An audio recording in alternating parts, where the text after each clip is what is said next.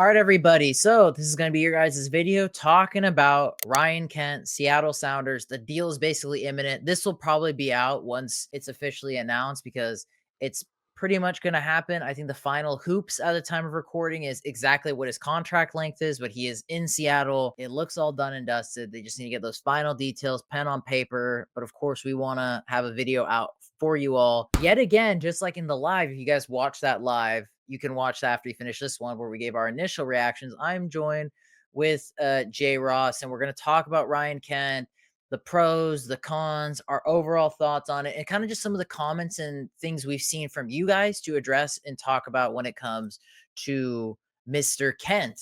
Jay Ross, let's let you take it away. What is kind of your thoughts on this being a done deal, kind of the last hoops of it, and just give me your thoughts pretty much. I mean, I like it. On paper, like, it's a free signing for a guy who's played the Champions League, played in the Europa League recently, played in some of the bigger leagues. The Turkish league is not a small league by itself. So, on a free, as of right now, on a prove it deal, I like everything about it. I mean, yes, okay, we probably should have gone after a striker, but I mean, this level of talent for free, the ceiling's so high where it's worth a shot. As you said, I'm very happy about it. I'm cool with it being a free transfer. Another thing is too, there's a small. It's not like excitement in regards to like you're bringing in Griezmann, you're bringing in Giroud, you're bringing in like a very flashy name, but it gets people Sounders fans excited because as sad as it somewhat is, this is probably the Sounders' biggest signing since maybe Della Vega, maybe back in 2020 when we brought in JP and Yamar and stuff. Like, it's kind of like one of those. It's like, okay, this is pretty cool. This does excite people. But again, I don't want to go to the extreme of, oh shit, let's all celebrate on the streets. We just secured Suarez, Jordi Alba, like things like that. But it definitely excites fans. It kind of, you know, tickles your pickle a little bit. So I don't think that's a bad thing. I do see as well some fans, and you brought it up too, talking about how we don't need wingers, which to a degree I get their point, but they really want a striker. So everything I talked about, I know it's a lot. What is kind of your take on everything? Well, there's nothing to say that we might not go target a striker too. Like, the reason that we went after Kent is because he was a free agent, kinda just, like, fell on our lap to an Oh extent, yeah. right? Like, Hmm. we don't get to choose who's available in between transfer windows on a free agent, right? Like, if he had interest in coming to Seattle, why not take a flyer on him? Okay, he's a winger, we just lost a winger, he can slot right back in, and he provides a lot of flair, which especially off that left, like, if he's competing with Rothrock, love Rothrock as a player, but the style of play we'll see from Kent varies very much from him, and I've said this before, but I think part of that spark to why the fan base loved Georgie is because he's fast, quick, gets at players 1v1, and we can expect these sort of things from Ryan Kent that will excite the fan base in a time that could be intense for the Sounders going into the Club World Cup. This is a name where Sounders fans can get excited about. I mean, even those anti-MLS casuals in Seattle, they played FIFA. They'll recognize his FIFA card. They'll go to the games, put butts in seats, sell a couple jerseys, and even if it's for banter, if he goes and lights the MLS on fire and lives up to his potential, it'll be worth it. Yeah, I think one thing I want to quickly add to that too is I think it kind of like the theme of this offseason has been Sounders elevating their floor. If anything, compared to Ferrer and Areola, this one does elevate our floor because I think I talked about it a little bit in the live. We've seen it now since Rothrock has taken a bigger role. He hasn't been able to be a guy to take up that bigger role. He's had one good game, a handful of bad games, and then the same thing can be said for Georgie. I would say it's less of the extremes with Georgie compared to Rothrock, but there's still too many inconsistencies. And I think with getting someone like Kent, you're like, okay, now that will hopefully push players like Rothrock, Georgie, when Areola gets back next season to be like, okay, if we're not going to perform well, we're gonna have another guy chomping at the bit, which is something I want to see us do at the striker position. And to get on to that point, I agree with you. I think Craig Weibel would be dumb not to recognize we need a forward. Like that'd be ridiculous if it ends. But the thing is, I don't put it too far away from Craig. I know he's your buddy and all and whatnot. I know you like him, but I just think we have to get a strike. I totally agree. Get Kent now. Come the summertime, get that U22 striker. But the thing is, it's a bit of a risk because we've seen U22 strikers. They could be really good. They could also be really bad. So you have to really be smart with that. So I don't think fans should look at this one and be like, "Oh, but we need a striker." I'm assuming that's still on the cards, but it's like this is just because it fell on our lap. It was like this was kind of a given because of the circumstances we were in, and as well in the summer, I'd hope we also get a striker. So I wouldn't worry too much about that now. I would have if anything, I would have been more mad about it during the summer with the signings we were making, why we didn't bring in a striker then. But now, I mean, we can't buy anybody unless they're a free agent. And most likely at this point, if they're a free agent, they're not going to be that great of a like, I don't think it's gonna be a massive upgrade from Busovsky. So No, and I'd say too, it's kind of a good spot for the Sounders because I mean Spencer's been talking about it. Ariel, or apologies there, Ferreira has not been fit, right? Like Ferreira is coming off an injury. He's been on a minute restraint. So this is kind of like that buffer to see Ferreira, Morris is out. You're our guy leading the front line. If he turns into the Ferreira we've seen in years past, he starts lighting the world on fire. That gives us more freedom in the summer, right? This is sort of like that buffer period where it's like, okay, Kent, now that we have a free agent, might calm the fan base down. We sign someone fun. This is your flashy toy to distract you for a little bit.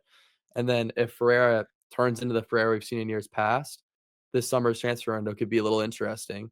But if it kind of keeps dwindling how he is right now, okay, we have our clear target. We need to get that number 9. yeah, no, I totally agree. That's my thing. That's what I'm hoping for too. I mean, Ferreira, I'm not jumping the gun. I mean, everyone knows I wasn't the biggest fan of Ferreira because I don't think that was necessarily the right type of piece we need at the forward line because if we're being honest with ourselves, and it's not even just that, the reality is Ferreira was our big signing this summer. He's our biggest name we brought in. He's the biggest signing money wise that we brought in. So it's like he has to pick it up because if he doesn't, then like, well, what the like? Because the thing is, it's not Ferreira is not like a guy who's coming from Europe or coming from South America or coming from Africa.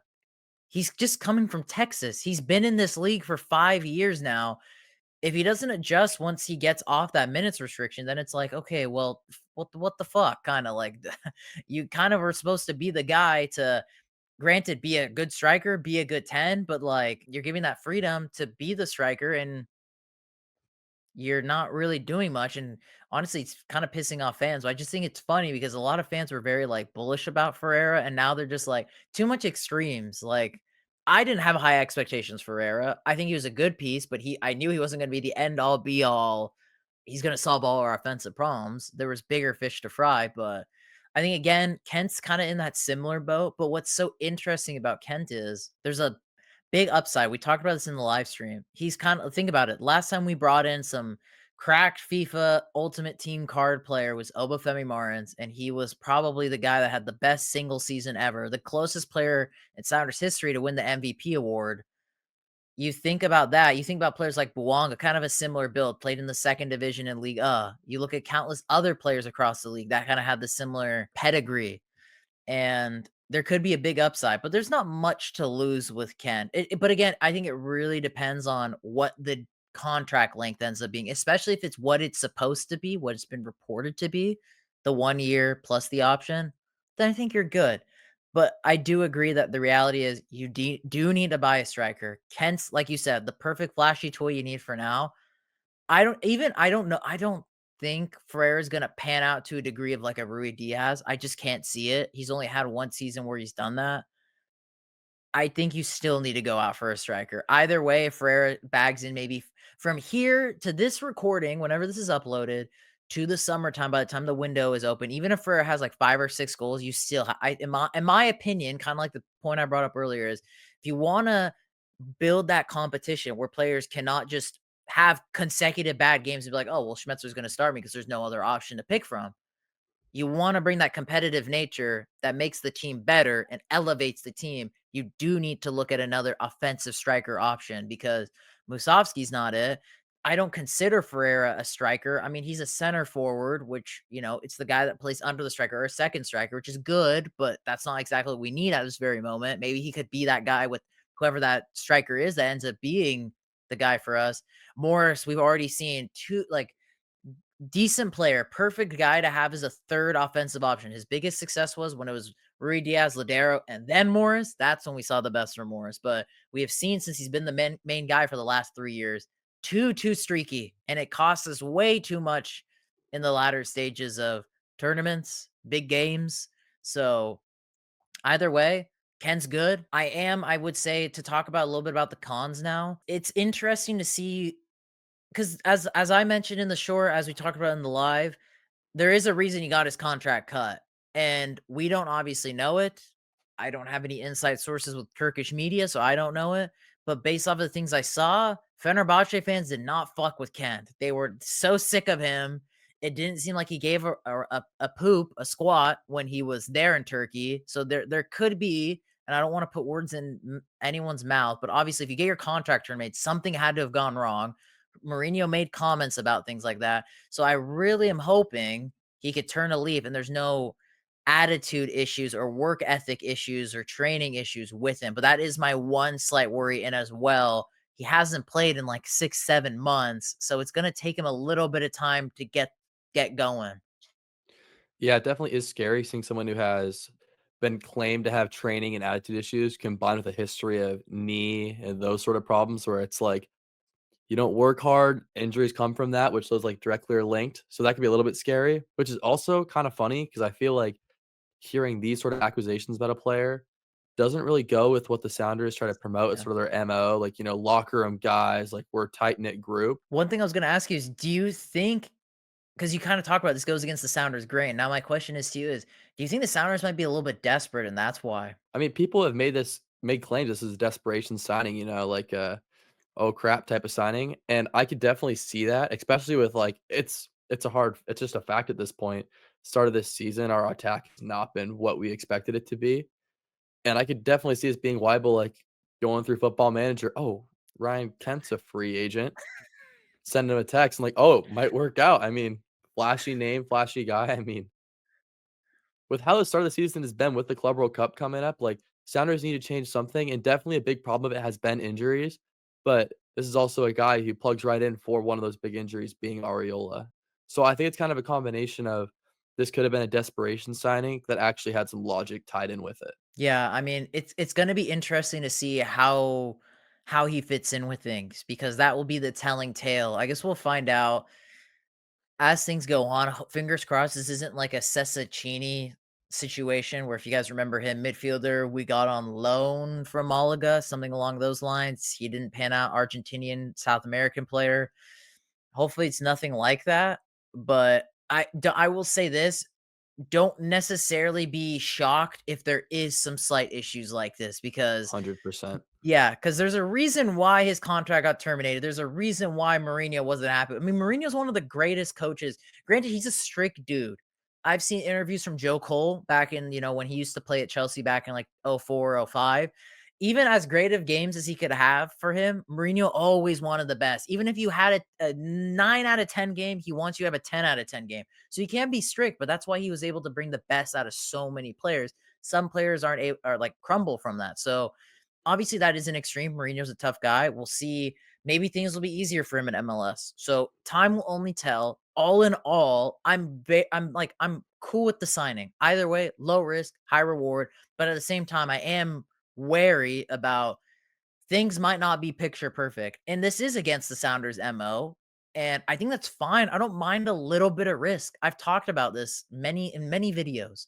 I don't mind a little bit of risk from us. Yeah, shit, if it doesn't work out, it doesn't work out. But I'd rather us try than not do anything. That's one thing I will for sure say to wrap it up. Absolutely. And it's like we're trying, it's a little risky, but all signs are saying it's going to be a contract till the end of the season with a club option at the end of it. So it's like if he doesn't work out, who cares? Not a DP spot. Doesn't really handcuff us very much. So I think this is what signing that has okay floor, really high ceiling with not much possible long term repercussions.